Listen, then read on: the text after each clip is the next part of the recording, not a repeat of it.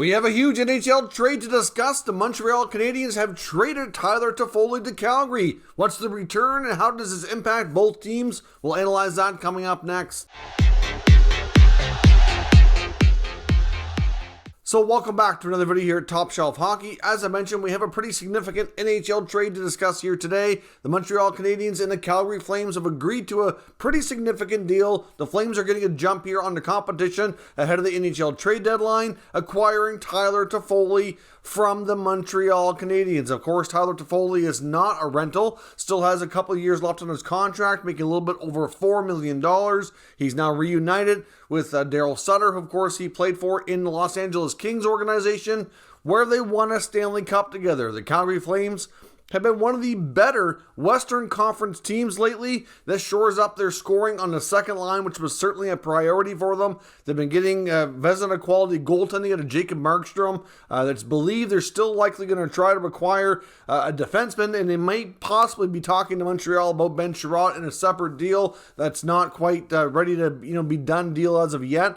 So they're still in on him according to reports, but this is a pretty significant deal for both sides. Now going to the Montreal Canadiens is Calgary's first round pick in the upcoming 2022 NHL draft. Now they did put a condition in there that it is top 10 protected. So if something goes horribly wrong for the Flames and they end up in the draft lottery and somehow end up in the top 10, then they are obviously able to keep the pick and defer another year to Montreal to get the pick the year after. So it's a smart move by Calgary, although I don't see that happening. Personally, I think the Flames have a good shot at not only making the playoffs, but, even winning a round or two. And I can see them, that pick being maybe in the 20s somewhere, maybe even later. It's hard to say, but this team has looked real good as of late. They also get a 5th round pick, but that's not until 2024.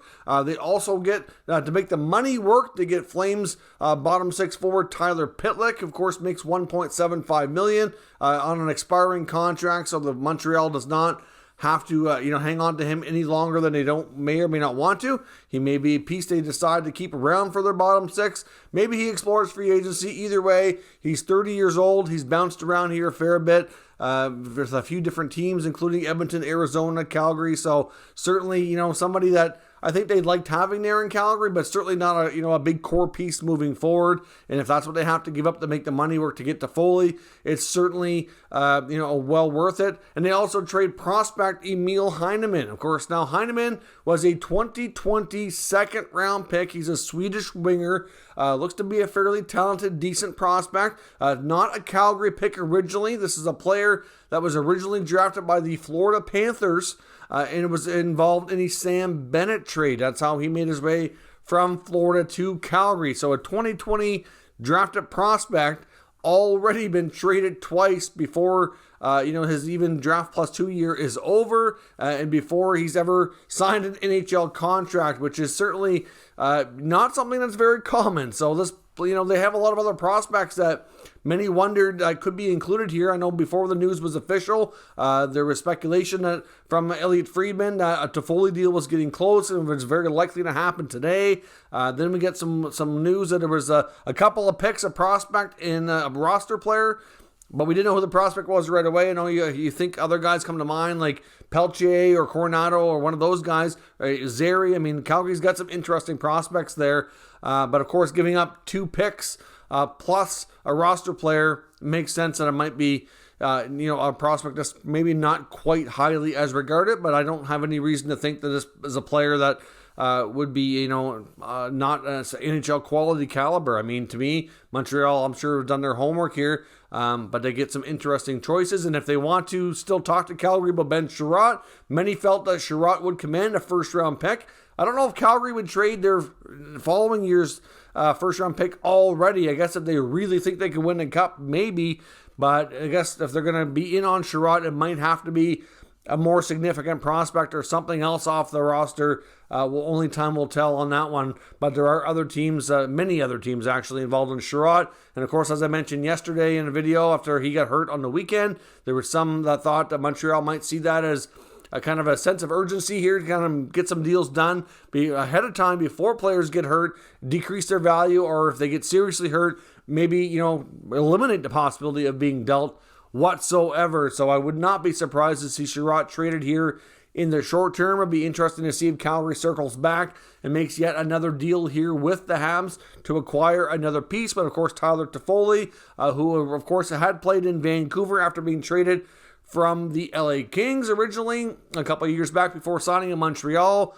We know in the pandemic season, I guess we'll call it, when it was the North Division in Canada, Habs in Vancouver, Toffoli owned that former team in Vancouver, scored a pile against them, and Calgary has a very much a Vancouver atmosphere, if you will, with several players going to the Flames after leaving Vancouver, including goalie Jacob Markstrom, of course, defenseman Chris Tanev, and others. So certainly, the Calgary Canucks, as they were called there for a little while, kind of somewhat continues, although, Toffoli wasn't in Vancouver a long time, so it's a little bit different. But I like this deal a lot for the Flames.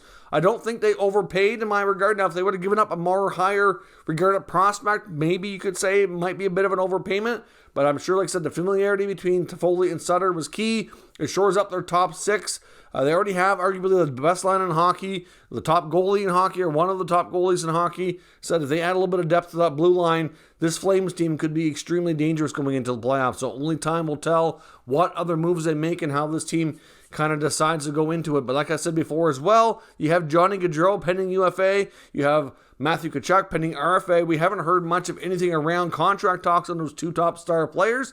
Doesn't mean they're leaving town, but it certainly leaves some question marks about their future. And I really thought and wondered if the Flames would really make a push to not only go for it in case they leave, but to improve the team, to make them want to stay and give them even more enticement to want to sign long-term and be a Flame for a long time and try to be more successful there as well. So it can't hurt to do that. When you're winning, it certainly makes you want to have fun and makes you want to stay.